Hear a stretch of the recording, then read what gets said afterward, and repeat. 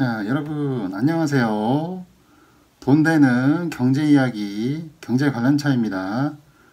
오늘 다뤄볼 이야기는 외국 투자 은행들의 증시 전망과 정확성이 얼만큼 높은지, 그리고 최근 일어난 미국의 이란 사령관 공습이 증시에 미치는 영향이 어떤지를 한번 말해보도록 하죠.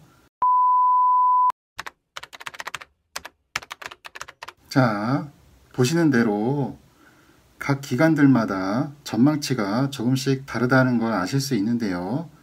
국내 증권사들이 코스피 지수와 코스닥 지수를 미리 전망하듯이 그들도 수치를 제시하거든요. 2019년도 전망치를 한번 살펴보실까요?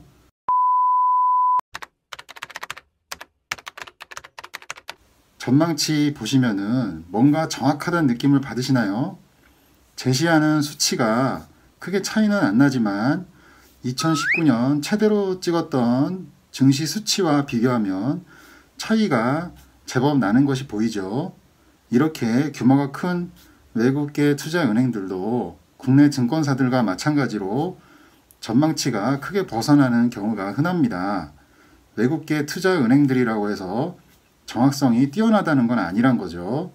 외국 투자은행들이나 헤지펀드들은 개별 종목에 대한 전망은 비교적 정확한 편이나 지수 전망은 어긋나는 경우가 많아서 초보분들은 너무 신뢰하지 않으셨으면 합니다. 외국계 투자은행들의 리포트를 많이 접하시는 것은 좋으나 그것을 있는 그대로 받아들이지는 마세요. 단기적으로는 맞출지 몰라도 결과적으로는 어긋나는 경우들이 많습니다. 저 역시 매일매일 리포트는 나오는 대로 살펴보거든요. 그냥 참고용으로만 생각합니다. 이건 지극히 제 개인적인 생각입니다. 이번에 일어난 사건이 얼만큼 영향을 미칠지는 사실 시간이 지나봐야 알 수 있죠. 제가 보는 향후 움직임은 크게 영향이 없을 것이다입니다. 그 이유를 말해보자면요. 먼저 양국이 이번 사건으로 향후 전면전 수준으로 치달을 것이냐? 아니오라고 저는 단호하게 말할 수 있습니다. 과거 이라크와 전쟁을 했던 경험이 있는 미국입니다. 중동의 문제에 항시 개입을 해왔고 지금도 그러하죠.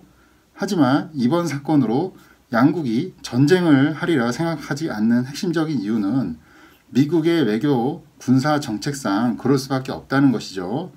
최근 중동에서 주둔군을 철수하거나 규모를 줄이고 있는 미국입니다. 중동에서 정말 오랜 기간 미군이 활동 중인데요. 이에 따른 예산과 국민들이 느끼는 피로감이 어마어마합니다. 그래서 트럼프 대통령이 중동에서의 미군 규모를 줄여나가고 있고 어느 정도 국민들의 뜻이 반영되었다고 할 수 있죠. 최근 트럼프의 트위터를 보시면 확전으로 가는 걸 원치 않는다는 말들을 보실 수 있을 겁니다. 그리고 만약 이란이 우리를 공격한다면 이란을 냉폭격하겠다는 가정이 깔린 말들이 최근 많이 나오기 시작했습니다. 이것을 언론들이 확대 해석하고 있는데요. 여기에 부안해동해서 투매를 하는 큰 실수를 한다면 나중에 후회가 클 것입니다. 절대로 두려움을 갖지 마시고 차분하게 대응하셨으면 합니다. 이란이 중동에서 국방력이 정말 탑인 국가인데요. 진짜 전쟁을 한다고 한번 생각을 해보세요.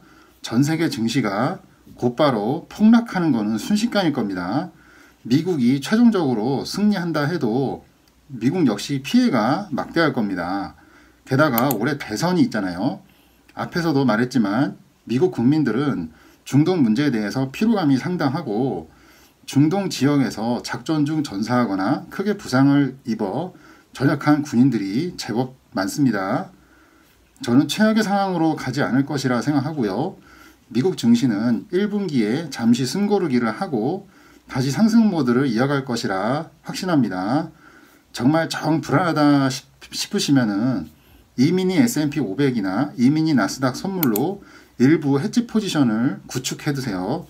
S&P 500이나 나스닥 지수가 일정 선이 이탈한다면 하방 포지션을 일부 구축을 해서 보유 중인 미국 주식의 하락 손실을 만회할 수 있도록 대비를 해두시는 것도 괜찮습니다. 인버스 ETF를 사두셔도 괜찮고요.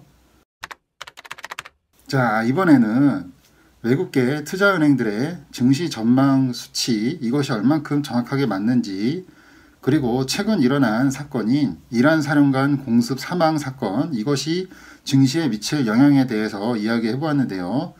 미국 증시에 투자 중인 분들에게는 아마 많이 놀라셨을 사건입니다. 여기서 어떤 결정을 내리는가에 따라서 본인의 그 수익과 손실의 차이가 어마어마하게 날 수 있다는 점 명심하셨으면 합니다. 무작정 안심하기 뭐 좀 꺼림직한데 싶으신 분들은 지수 선물이나 ETF로 하방 포지션을 일부 구축하셔서 대응을 하시고요. 이번 사건을 너무 확대 해석을 해서 시장이 어마어마하게 급락하겠구나, 나는 하방으로 포지션을 대폭 늘려서 한몫 크게 챙겨보자, 이렇게 바보 같은 생각으로 대응을 하지 않으셨으면 싶네요. 미국과 이란이 단순 무식해서 강대강으로 극단적인 방법을 택하리라 생각하지 않습니다. 이번 사건은 철저하게 트럼프의 대선용이라고 보시는 게 맞습니다. 현명하게 잘 판단해 보시고 대응하셨으면 좋겠네요. 그럼 이야기는 여기서 마치도록 하겠습니다. 도움이 좀 되었으면 좋겠네요. 시청해 주셔서 감사합니다. 다음에 또 만나요. 구독과 좋아요 많이 눌러주세요.